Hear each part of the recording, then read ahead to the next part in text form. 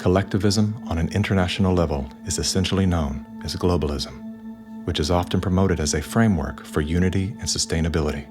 Under the guise of philanthropy, the leaders of the globalist movement leverage every possible crisis to advance their plan to replace national sovereignty with a one-world government.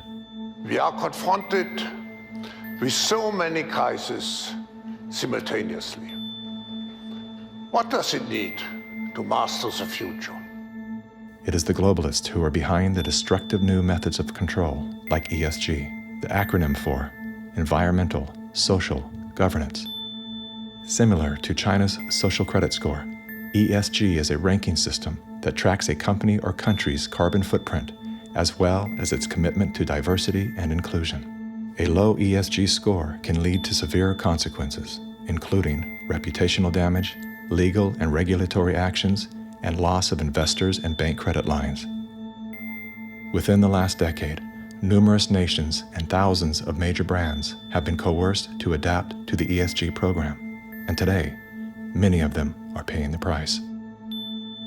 In 2018, the World Economic Forum published an article on its website entitled, "How We Will Make Sri Lanka Rich by 2025. That article was removed once it became known that food prices in Sri Lanka had nearly doubled and that millions of their citizens were facing starvation. Now, what caused this? Farmers protested and asked the government to work with them on slowly improving farming practices to be more environmentally friendly rather than implementing harsh bans. But the government was more interested in maintaining a high ESG score with its creditors like BlackRock.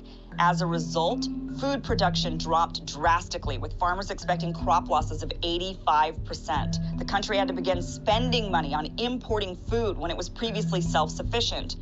Sri Lanka is a cautionary tale. What's happening there could be a foreshadowing of what's in store for us if we don't take heed and learn some lessons. The Dutch government was one of the first to sign on to the ESG system. Dutch farmers pleaded that the rush to adapt to extreme new regulations would result in the destruction of the country's food supply.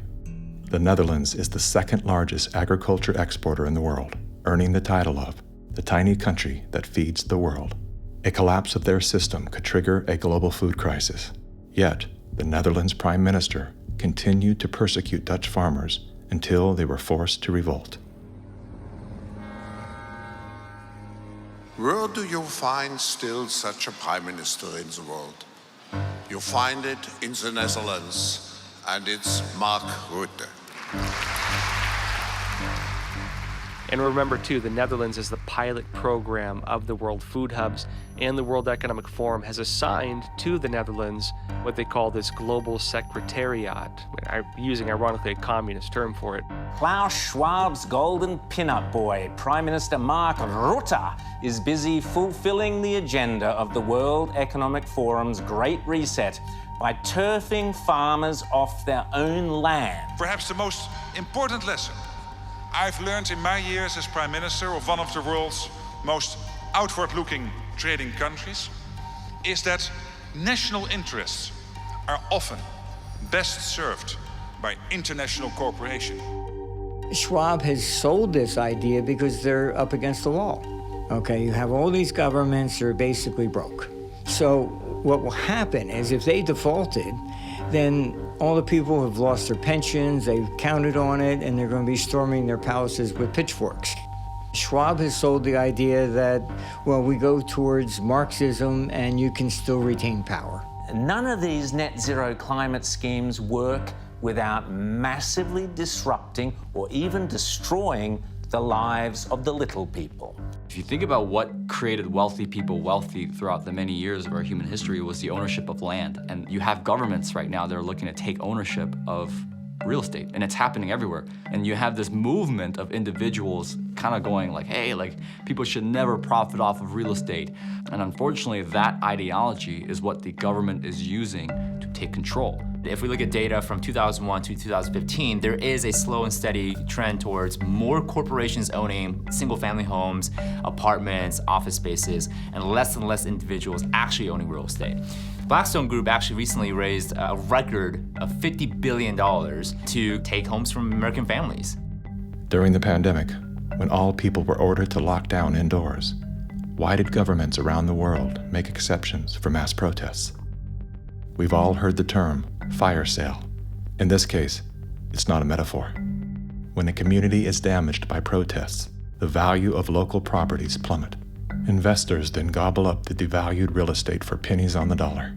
In many cases, the leaders of the decimated communities receive kickbacks for allowing this transfer of wealth. Big companies and investment firms swooping in and buying up some of the only affordable homes in your neighborhood. The more you have individuals not own their own home, the more you have individuals not financially independent, creates more dependence on big financial corporations that profit off of mass people. So we are going towards a world where the people are owning nothing. I always say, like, if we don't own anything, well, who does?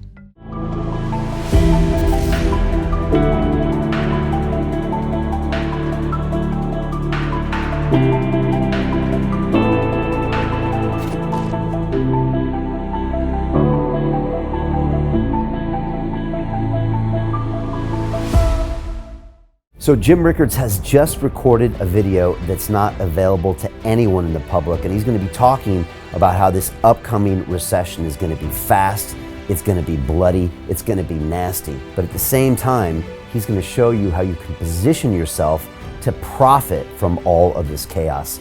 Now, we've made this video only available to our viewers. Go to londonreal.tv/Jim. Watch that immediately. I can't say enough good things about Jim Rickards. He understands the global economic system better than any guest I've ever had on London Real.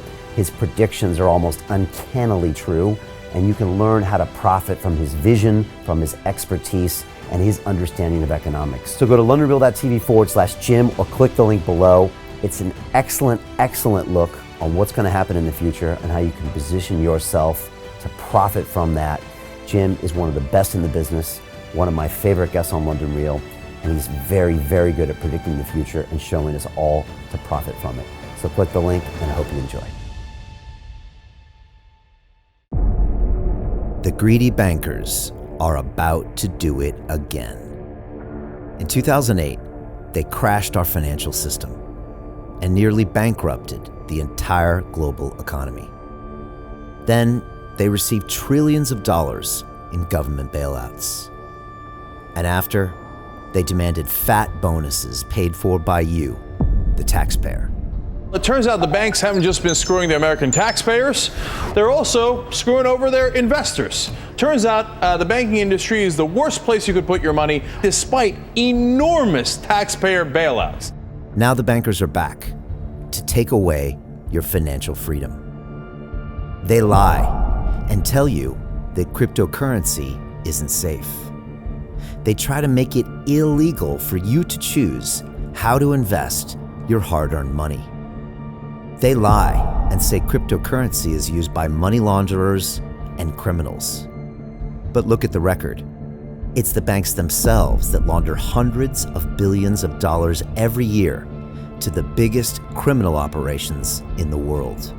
Leaked documents have revealed how some UK banks have helped criminals, money launderers and Russians under sanctions. American authorities discovered that the Sinaloa cartel moved $881 million through HSBC accounts as bank officials turned a blind eye to the illegality. The bankers lie and say cryptocurrency is not a real investment.